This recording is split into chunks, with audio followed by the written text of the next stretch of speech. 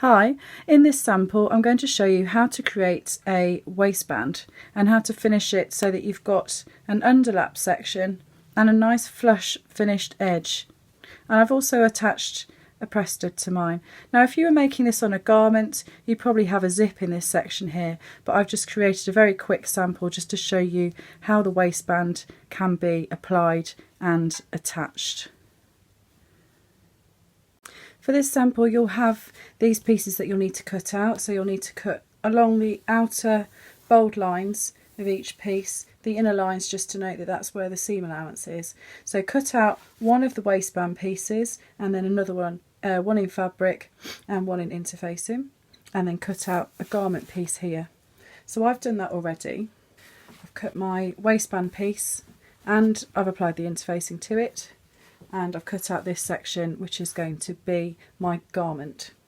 What I'm going to do first is to edge finish these edges here. I'm going to turn each side in by 1.5 centimeters and press. So turning that edge in, measuring that is 1.5 centimeters, and then ironing that in place.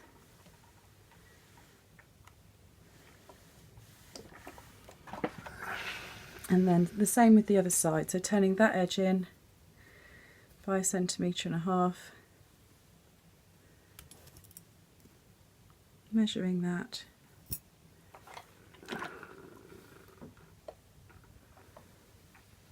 pressing that,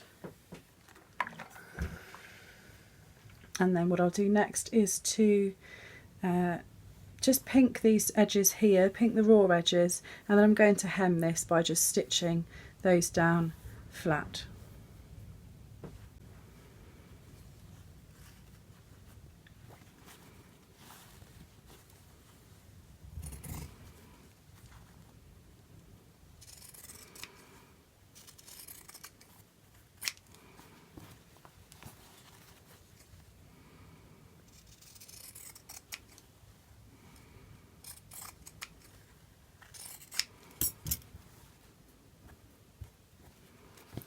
Okay, so I'm just going to then go to the sewing machine and just machine stitch all the way down this edge here to keep those pressed edges in place.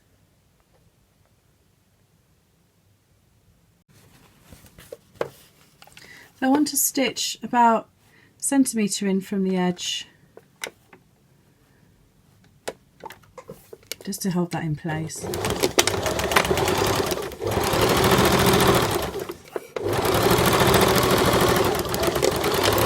And then back tack at either end, and then I'm going to do exactly the same with the other side, so stitching about 1 centimetre in from the edge.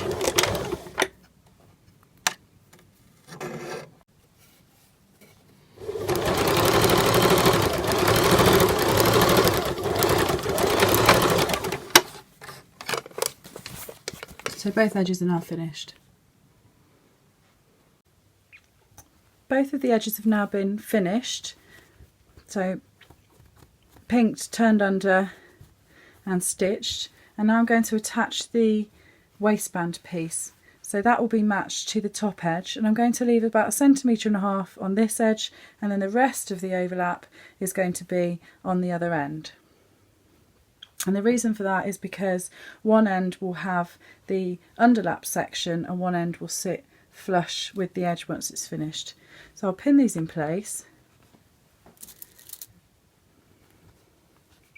So the two raw edges meet. It doesn't matter whether you match it to either end because they're both the same. Okay, and then I'm going to stitch this in place with a 1.5 centimetre seam allowance all the way across the waistband. So I'll begin from this edge. I don't need to start right at the beginning, but I just need to make sure that I'm going to begin where those two pieces overlap here. So I'm just starting just slightly in from the edge, back tacking, and then carrying on, keeping the raw edges together and keeping my 1.5 centimetre seam allowance correct.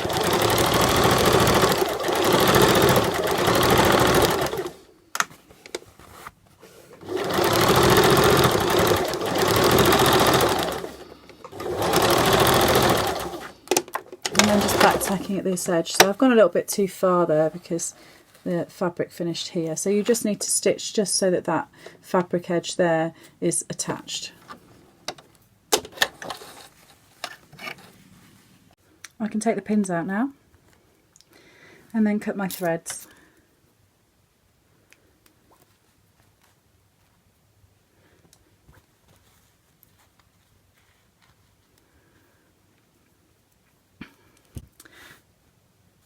Next I'm going to fold the waistband in half, and I'm just going to finger press a crease down the centre of the waistband all the way along, just so that I know that that is where the middle of the waistband should be. Then I'm going to open this out and I'm going to iron the seam allowances towards the waistband.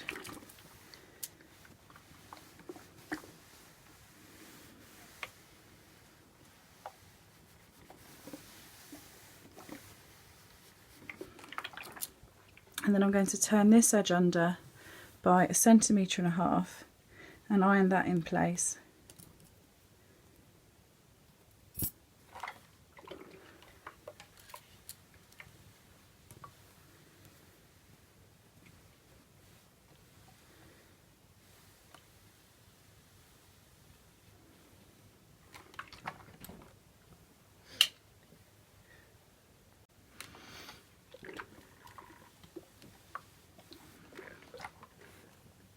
Now that that's done, I'm going to finish the two edges of the waistband, and one of them will sit completely flush with this edge when it's done, so it will sit like that, and on the other edge you'll end up with a slight overlap section to help your fastening at the end. So to create the two different ends, on this one I'm going to bring the waistband piece, turn it over to begin with, and just bring that right sides together, folding down the centre, bring that right sides together, and then I'll just put a pin in here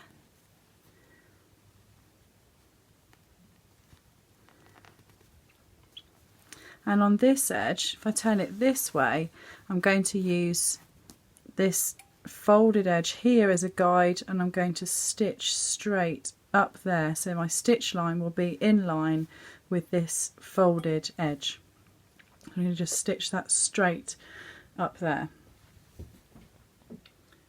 So keeping this, the stitch line is going to be in line with the folded edge here, and that's going to be about 1.5 centimetres in from the edge.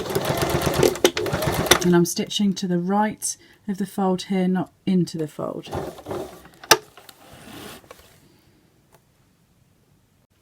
So the first end has been finished. I can trim away the excess fabric that I don't need there. So I leave about 0.5 centimetre or so, cut off that corner, and then cut away a little bit of the top of the corner as well, and then just cut my threads. And then this end will turn back to the right side, and I can just use a point turner or something else suitable to just poke that end out, so I've got a nice flush side that's finished there. Then I just need to finish off the second edge here, and this is where we're going to create an underlap. So to do that, I'm going to open back out my edge here and open the edge here as well, so unfolding where I've pressed under, bringing those edges right sides together, and I'm going to turn this over to the other side so you can see the stitch line that I've already got there.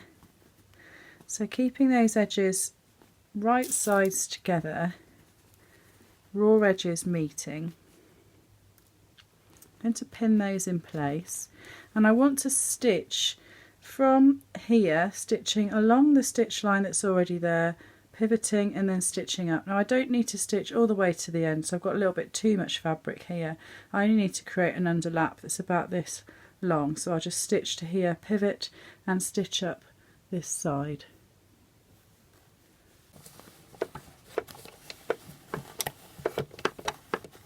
So I'm going to start from the stitch line I've got here. I'm going to start from in line with this folded edge here, so that would be in line with your zip if you had a zip. Putting the needle in.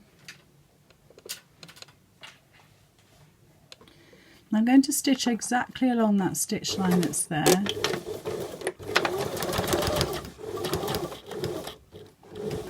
And that's probably about far enough, and then I can pivot at that point, take that pin out of the way, and then just stitch straight, stitching to the top, and then just back tack at the end. So I've stitched like in an L shape here to create the underlap section. I'm going to just trim away then the excess fabric that I don't need, so leaving about 1/2 centimetre, and then trimming this bit away here, just cutting that section there away, and I can cut across the corner here and cut some of the corner away at that point there. Now in the centre section here, I could also, if you have bulky fabric, you could layer your seam allowances across here by trimming away the inner one slightly less, so that you would have sort of staggered widths.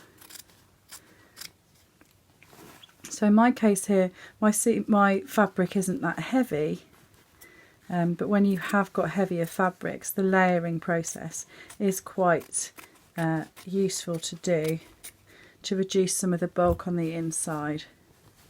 So I'm going to just turn then this underlap section right side out. So I fold that edge in and then bring that back through to the right side. And as I did with the other end, I'm going to find something that I can use to poke out the corners.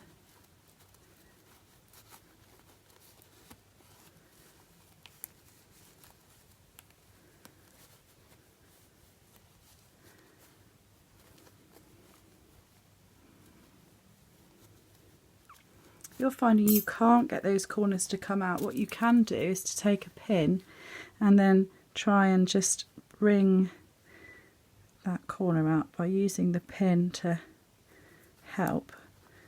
So I've got a nice square edge there, and the other edge is already finished. So what's left to do then, so this is my waistband here, and I've already turned that edge under from earlier, so I can just give that one last press.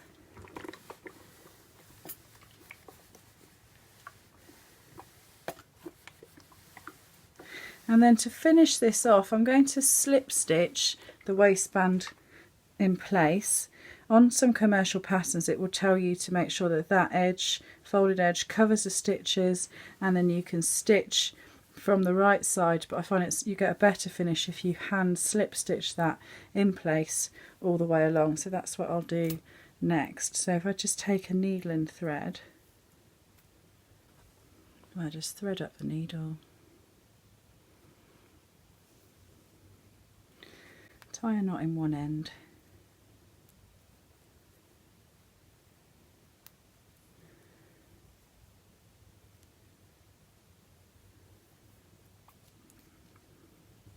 and then I can start from this edge here. I'll leave the knot inside there right up to that end, and then I can go through the fold, take a stitch here into that seam allowance, go through the fold of the waistband, come along by about a stitch,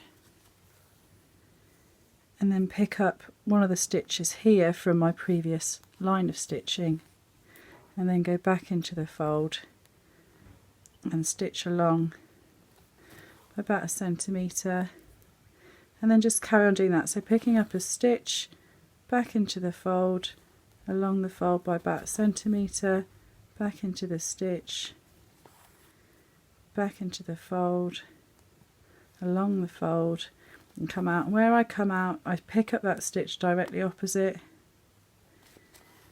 and then go back into the fold pretty much in the same place where I came out, and sew along the fold about 1 centimetre. I'm going to just do that all the way along to the end.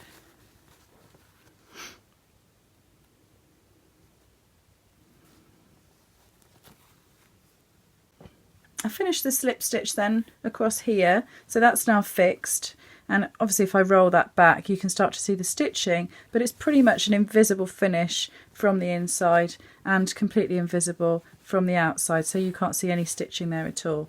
If you wanted to, you could add edge stitching all the way around, a couple of millimetres in from the folded edges all the way around your waistband, or you can leave it as it is. And then the final thing to do is to attach a press stud to create a fastening. So the idea is that this section underlaps here and this bit overlaps like so, and then I would apply the press stud underneath, or if you wanted to you could overlap in that way.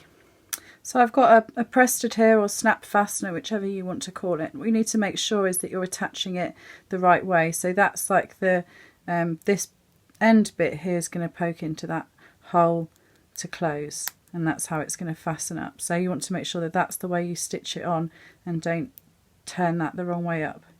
So this will be, the underlap section will have this one attached to it, and then this other section will go underneath onto here. So I'll attach this one first. So I've threaded up the needle and thread, and I'm going to just keep the two ends of the thread together. So I'll sew this one with a double thread because I find that that means I can stitch it on a bit more quickly. So tying a knot in those ends, and then I'm going to put that pretty much centrally onto there, into the centre here, and I'm going to stitch first through the fabric, leaving the knot on the top, and then come back up that way because this will cover that knot. And then as I begin to sew, I'm going to be going through the fabric and then up through the hole in the press stud. So they're a little bit fiddly, they have a tendency to move, so to be a bit patient to get it attached to begin with.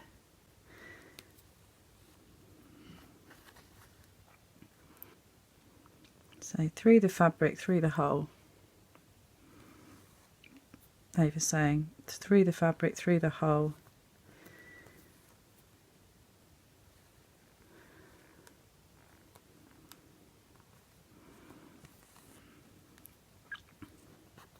and once you feel that that's enough stitches there, then you can take a stitch through, or I'm going to try and get that just through one layer of the fabric there to come out near the next hole.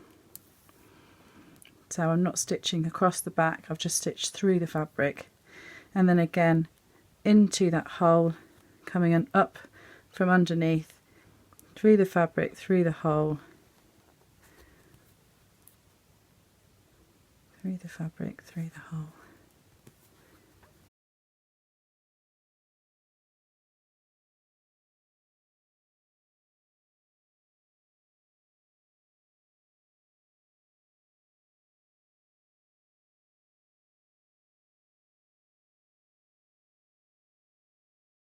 There, and to finish off I'll just stitch through there, through the threads, through the loop I've made, tie a knot, and then go through the fabric a little way and come out over there. So I haven't gone all the way through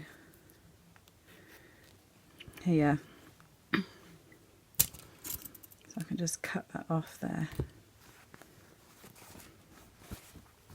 Now this is the underlap section, so this will be inside the garment, so that's not so bad that there's some stitching showing. When I sew the top bit onto here, I want to try and make sure I'm not leaving lots and lots of thread stitches onto here, and tie a knot in the thread through both ends of the thread. And then I need to make sure that that's going to be exactly in the right place. So I need to stitch that on so that that is where this bit is. So I've just made a mark with this so I know where I'm aiming for, and that's going to be attached centrally onto there. So I'm going to sew through that layer, leaving the knot on the spot, and come back exactly or thereabouts in the same place. So I took one stitch all the way through, and that just anchors the fabric together so that the press-stitch isn't pulling away from just one side. And then I can line that up over the knot there, and then just sew that on in the same way, so going through the fabric, through the hole, and trying to be really accurate, making sure that this side does not slip about. So putting about 3 stitches into there, and then I'm going to just take a stitch over to the next hole and put another 3 stitches in there.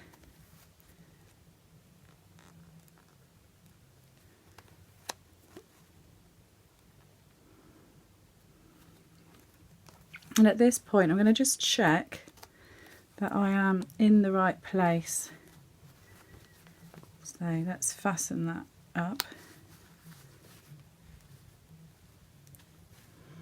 And that is pretty much perfect. So I'm quite happy with that. So I'll carry on stitching that in place.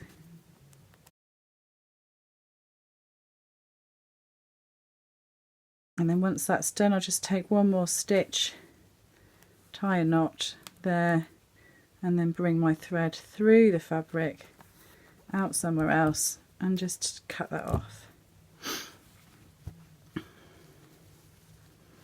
And then I can make sure that that fastens up nicely there, lines up how it should. There we are. And then all that's left to do is just to pink the bottom edge, and then that's my waistband sample with the press stud complete.